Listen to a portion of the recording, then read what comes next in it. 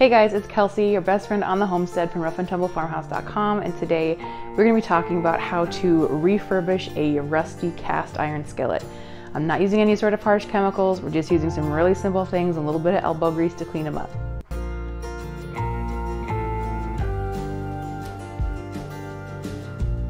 So if you watched my Amish auction video, you maybe saw that I got a couple of nice cast irons, Lodge cast irons, for a pretty good deal. However, they were very rusty and needed a little bit of work. Now, I had heard before of using oven cleaner to clean cast iron. It basically strips it all down. I've actually seen it done before, where you coat them in oven cleaner, you put them in like a garbage bag and you leave them there for like a week or 2 weeks, and then they come completely clean. I mean, there's nothing on them. They're like shiny, steely, sort of silvery looking. I didn't want to use that. I don't really like using harsh chemicals in my house, especially on stuff I'm going to be using for cooking. And so I wanted to see if I could make this work just with vinegar and some steel wool, and it actually turned out pretty good. So I have used that before, vinegar and steel wool, for cleaning rust off of garden tools. So those are the only things I used for this, was the vinegar and the steel wool. It's just a white vinegar, again, the big old jug that you get from the store, like the 5% acidity, and then just some regular old steel wool. I'm not sure what the coarseness of it is. It's just whatever. I was visiting my dad and said, you happen to have some extra steel wool? I need some for a project. So not sure on exactly what type of steel wool it was, but you could also use, I've used a steel carbon brush before for getting rust off of things. Works really well.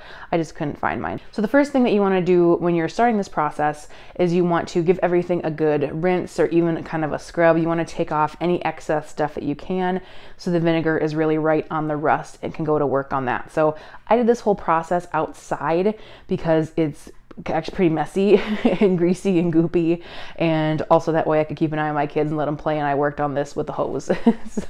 so first, clean it out, give it a good rinse, and then you're going to add your vinegar either to it, or you're going to put your whole pot in some sort of container that can hold the vinegar.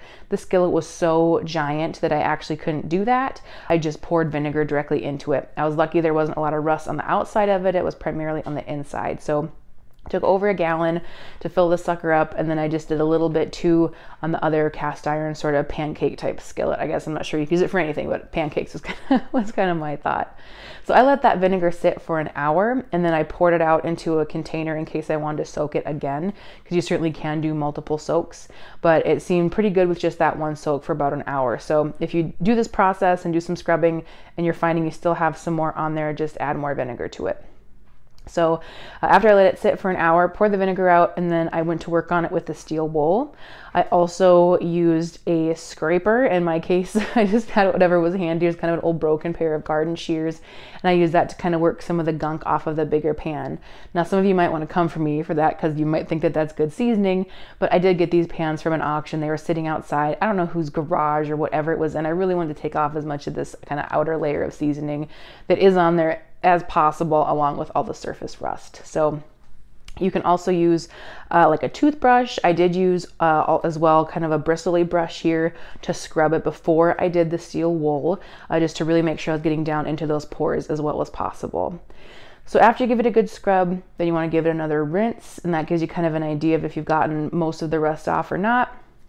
From there, once you're satisfied with your rust removal, that's time to actually clean it and scrub it up really well. So I did head into the kitchen for this, and I just washed them in a hot sink full of soapy water. And then I made sure they were really, really dry. So I actually put them on the stove and heated them on the stove, because the cast iron can kind of absorb that water into the pores a little bit. So I really wanted to make sure all the moisture was out of there before I reseasoned the pan. Now let's talk reseasoning. Reseasoning is not complicated. You can basically use whatever sort of oil you have on hand. I like to use, lard and tallow and things like that.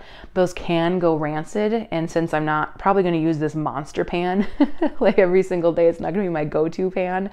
I wanted to use something that was going to be a little bit better and not have that issue. So when it comes to selecting an oil, I actually checked out Lodge's website to see what they recommended, because if you're going to go cast iron, Lodge, they kind of know their stuff. And so their number one recommendation was vegetable oil. They also recommended canola oil. And they actually have a really handy chart on their website here. I can maybe kind of show you that's very helpful to kind of look at the different sort of oil options.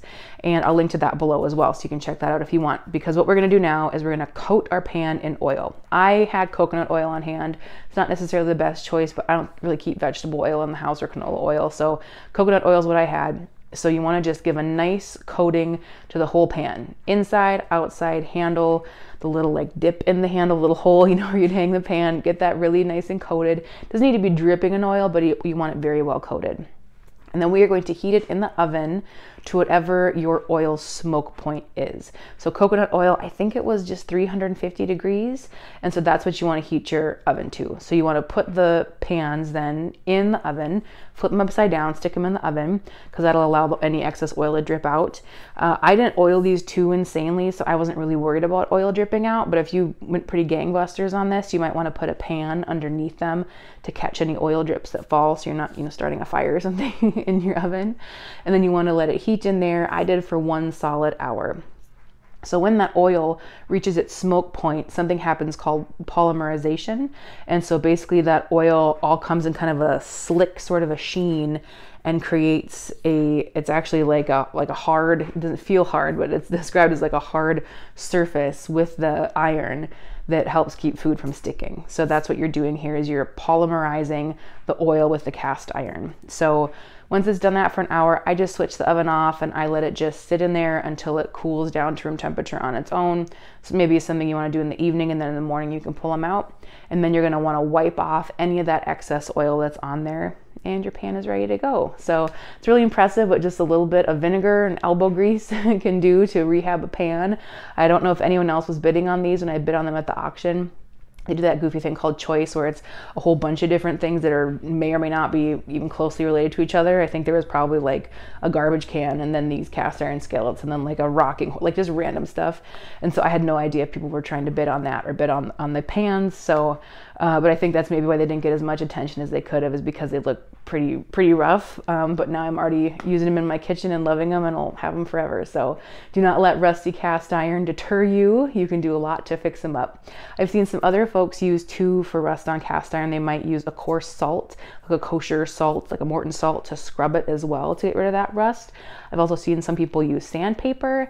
If you happen to have a sandblaster in your arsenal of tools, I do not, but that's another option as well for getting rid of that rust. But if you're just like me and you're just making it work on your homestead, just some vinegar from the store and one of those steel wool scrubbies, and you're set to go.